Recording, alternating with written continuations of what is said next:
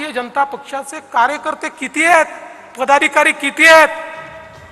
म्हणजे असं सांगतायत की एकदा स्वातंत्र्यवीर सावरकरांनी असं म्हटलं होतं की सगळे भारतीय थुंकले तरी देखील इंग्रज वाहून जातील.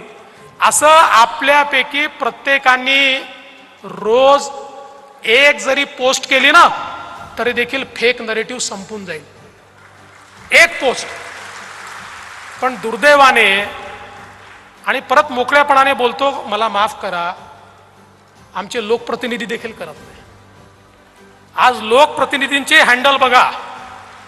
अरे बाबांनो, लक्षात घ्या, लढाई जमिनीवर लढतोय आपण, पण त्याच सोबत ही लढाई टेक्नॉलॉजीची झाली आहे, त्याच सोबत ही व्हर्च्युअल झाली आहे. तुमच्या विरुद्धचा खोटा नरेटिव्ह लोकांपर्यंत टेक्नॉलॉजीने पोहोचवलेला आहे.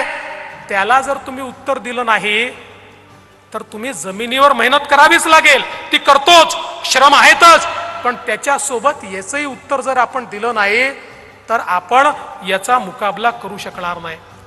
बंधू भगिनींनो, मला विश्वास आहे की तुम्ही सगळ्यांनी जर गांभीर्याने घेतलं तर एक मोठं परिवर्तन या ठिकाणी निश्चितपणे होऊ शकतं.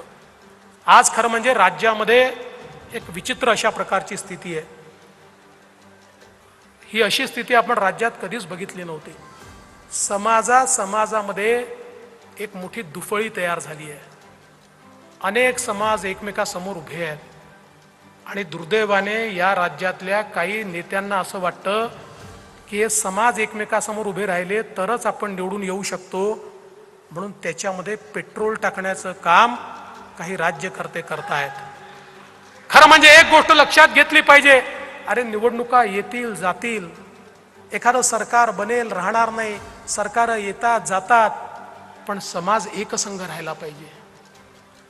समाज जर असा दुफळीत राहिला, एखाद्या निवडणुकीत तुमची पोळी भाजली जाईल, पण एकदा समाजामध्ये दुफळी राहिली तर किमान 3 पिढ्या ती दुफळी तुम्हाला दूर करता येत नाही.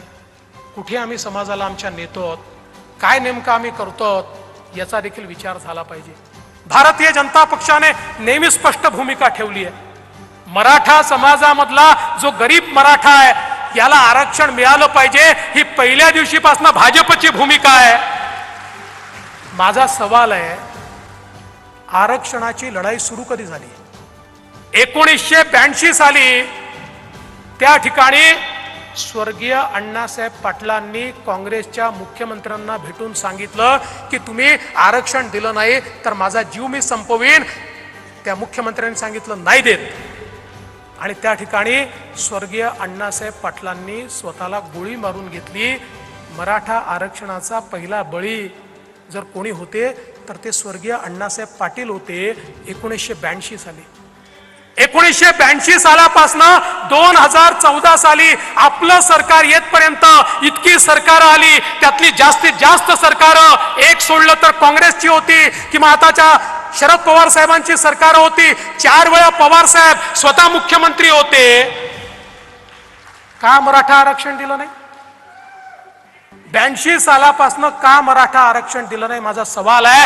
अरे अण्णासाहेब पाटलांनी जर 1982 साली स्वतःला गोळी मारून घेतली होती, तुम्ही 4 वेळा त्या ठिकाणी रेकॉर्डवर सांगितलं मराठ्यांना आरक्षणाची गरज नाही.